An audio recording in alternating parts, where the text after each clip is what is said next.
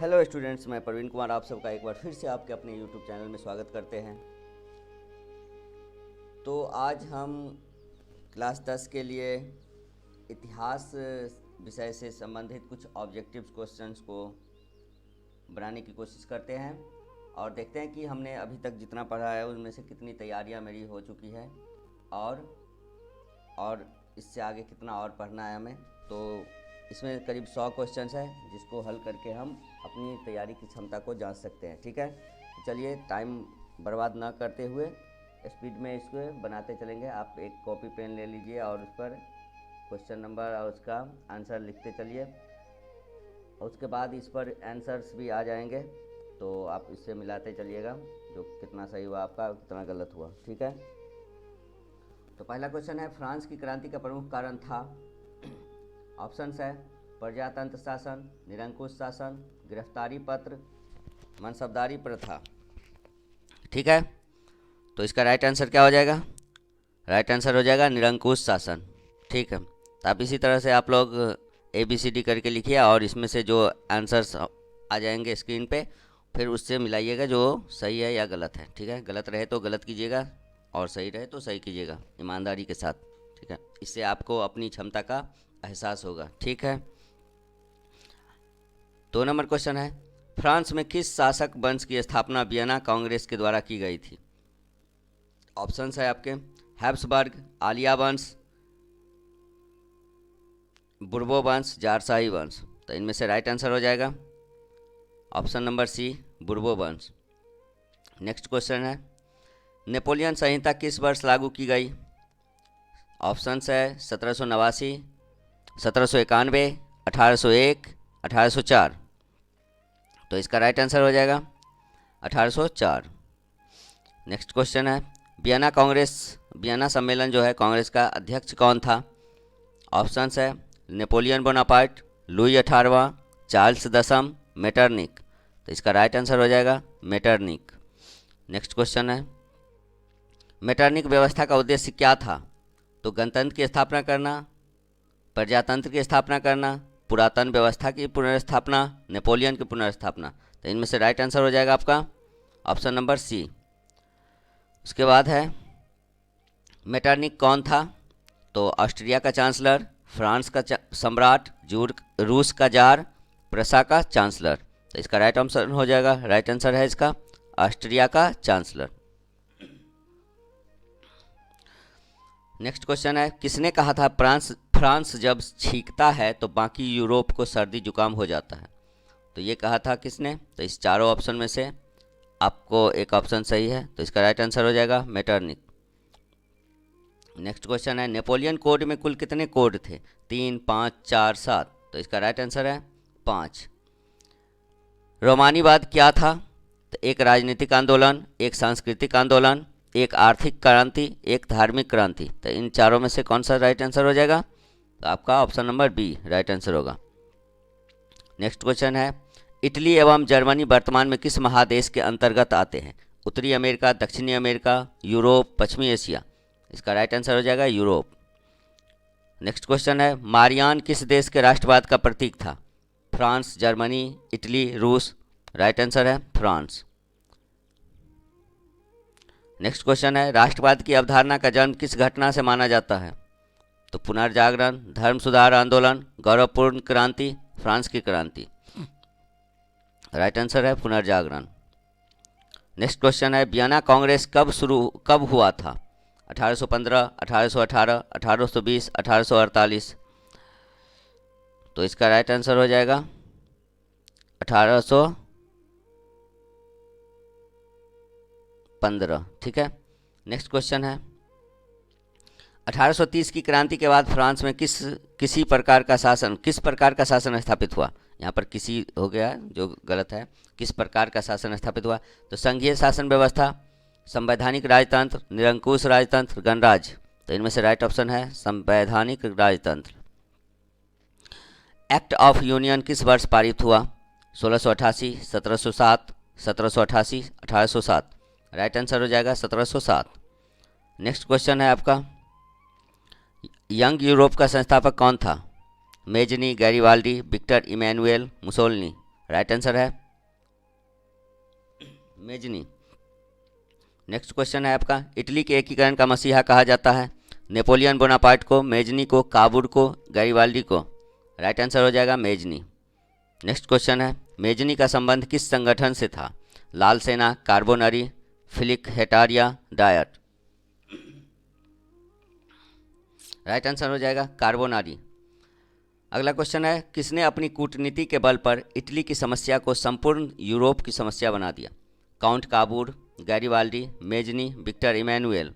Right answer है Count Cavour. Young Italy का संस्थापक कौन था? Cavour, Garibaldi, Mazzini, Mussolini? Right answer है मेजनी। लाल कुर्ती का गठन किसने किया था? Cavour, Mazzini, Bismarck, Garibaldi? Right answer हो जाएगा गैरिबाल्डी।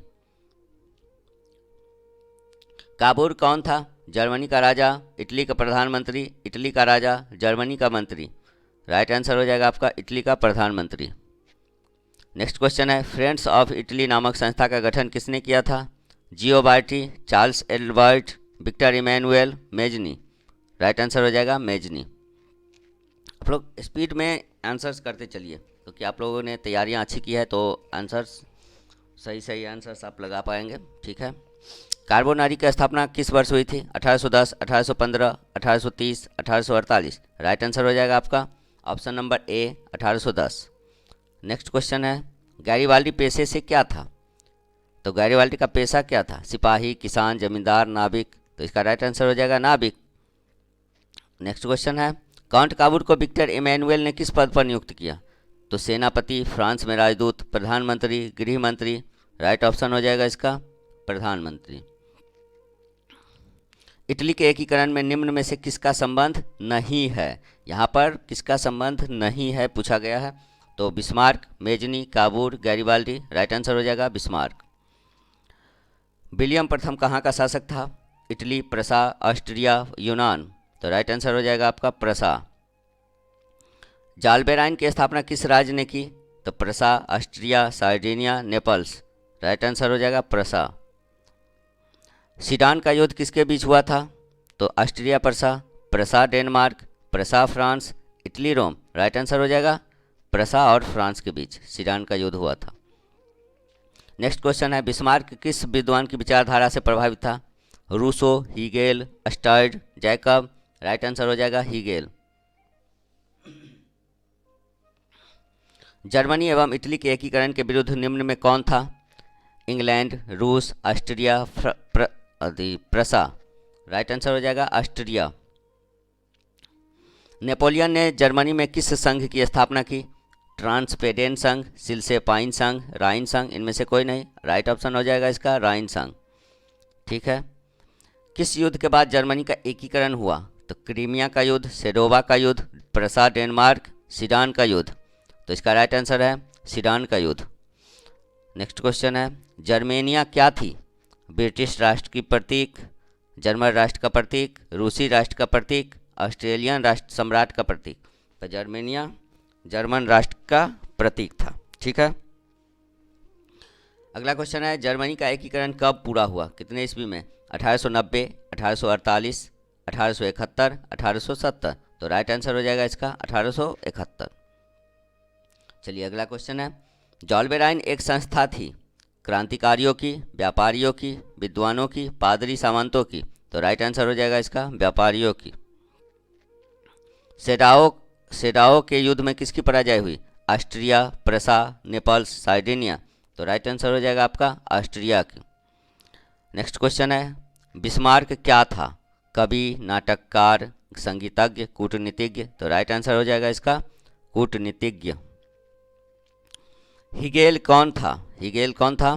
तो जर्मन चांसलर, राजनीतिज्ञ, दार्शनिक? इनमें से कोई नहीं। राइट आंसर हो जाएगा आपका दार्शनिक। सन 1870 में फ्रांस और प्रसा के बीच युद्ध कहाँ हुआ था? तो sedan, Sedova, साइराइन, Frankfurt? Right answer हो जाएगा आपका सेडान। किस संधि द्वारा जर्मनी का एकीकरण पूरा हुआ? डेनमार्क की संधि, गैस्टिन की संधि, प्राग की संधि, फ्रैंकफर्ट की संधि? राइट आंसर हो जाएगा फ्रैंकफर्ट की संधि।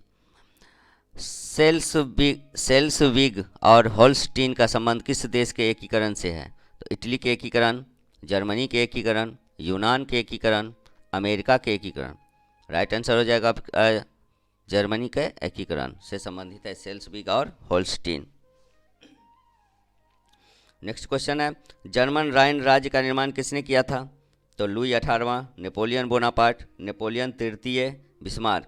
राइट आंसर हो जाएगा आपका नेपोलियन बोनापार्ट।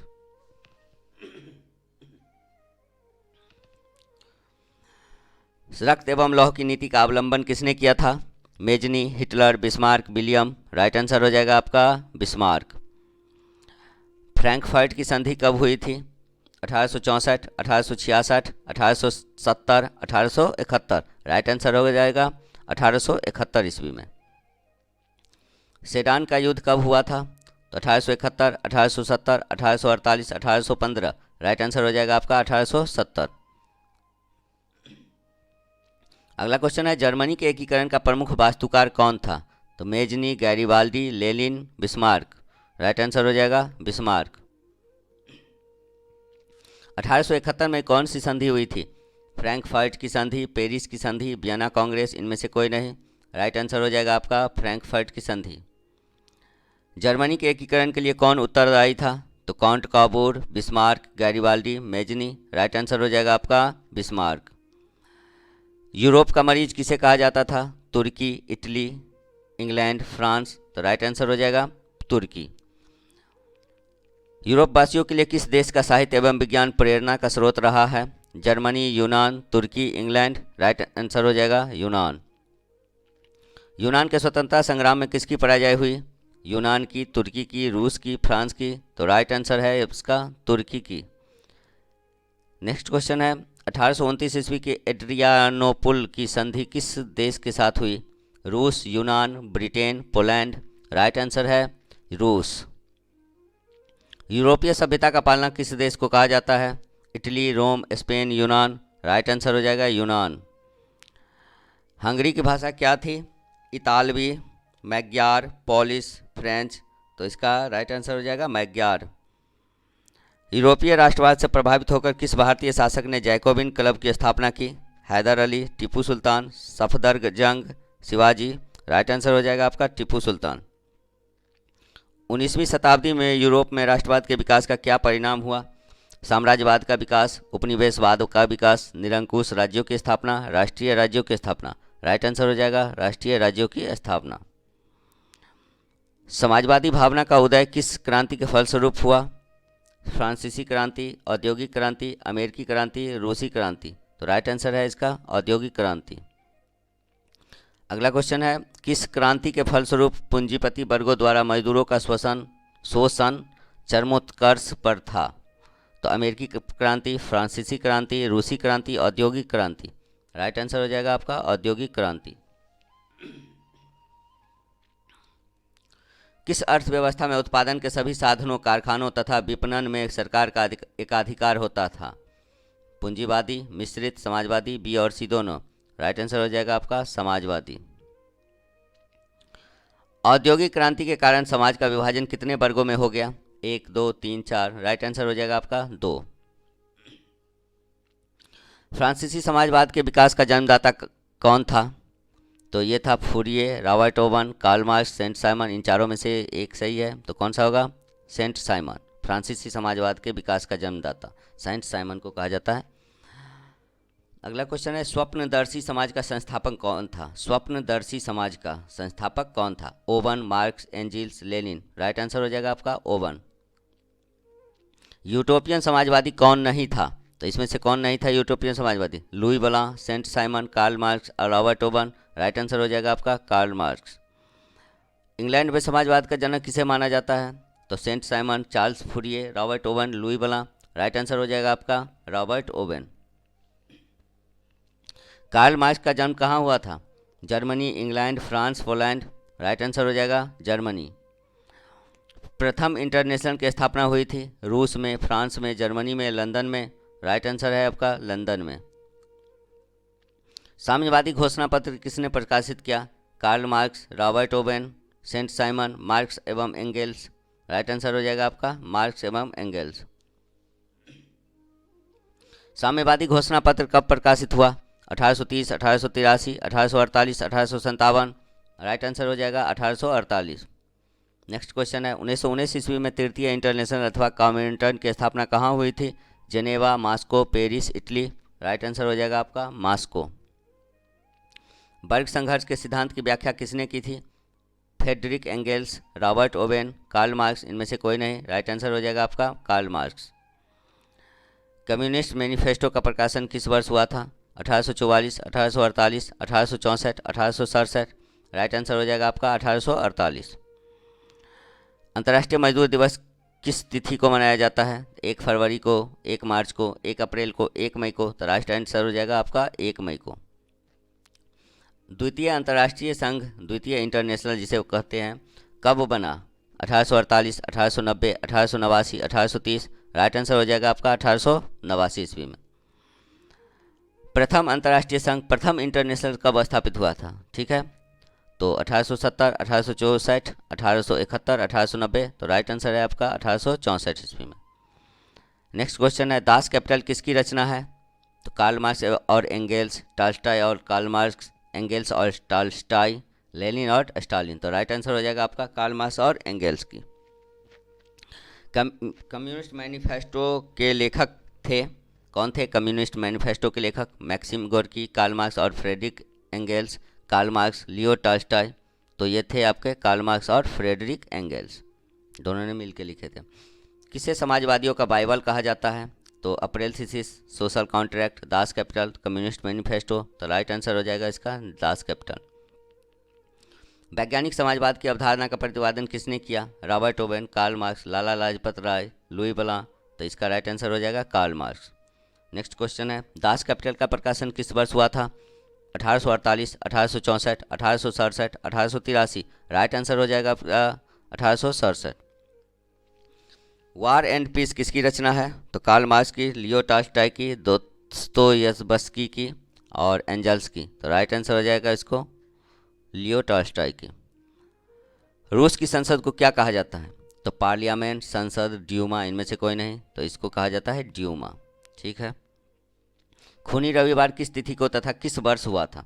तो खूनी रविवार हुआ था आपका 3 जनवरी 1905, 9 जनवरी 1900, 6 जनवरी 1905, 8 जनवरी 1905। तो राइट ऑप्शन हो जाएगा इसका 9 जनवरी 1900 ईस्वी को खूनी रविवार